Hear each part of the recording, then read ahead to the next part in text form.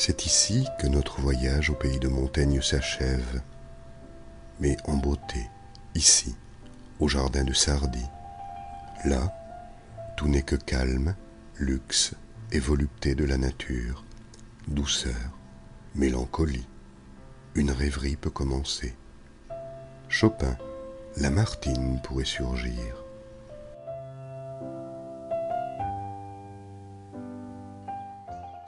Bientôt l'eau va jaillir, comme au premier jour du monde, et elle se décline en courbes flexibles, comme la taille d'une danseuse.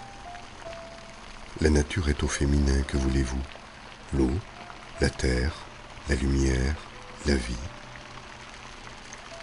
Ce paradis discret n'existe que depuis les années 1950. C'était ici un abreuvoir.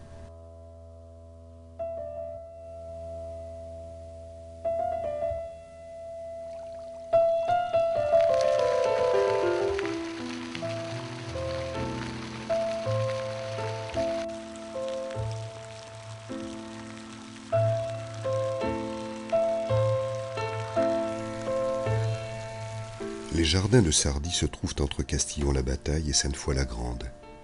Tout un programme. Souvenons-nous que les Anglais longtemps ont occupé ces terres de Dordogne. Alors, si ce jardin vous semble avoir l'accent british, ne vous étonnez pas. Ne vous étonnez pas davantage s'il y a quelque chose de la campagne florentine ou des jardins de Grenade. Il en a été voulu ainsi. Symphonie de couleurs, d'odeurs, calme et volupté, disions-nous. Cet Éden, voyez-vous, est tout petit, un hectare, pas plus, mais c'est tout un monde, cet hectare-là, même si cette visite ici ne dure que 3 minutes 30. Mais nous n'oublierons pas le bruissement de cette eau qui semble couler depuis toujours pour retrouver on ne sait quelle origine.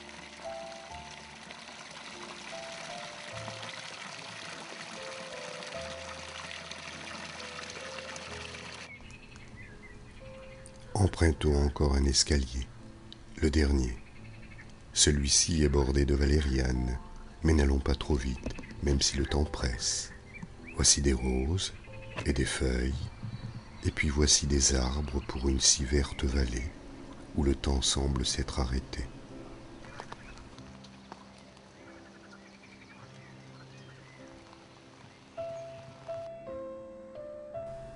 Dernière note de piano.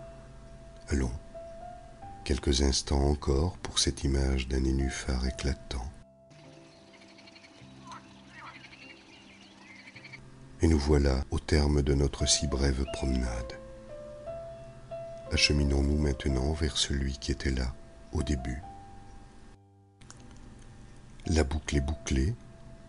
Voici que s'avance Michel Eyquem de Montaigne qui nous a inspiré ce petit film.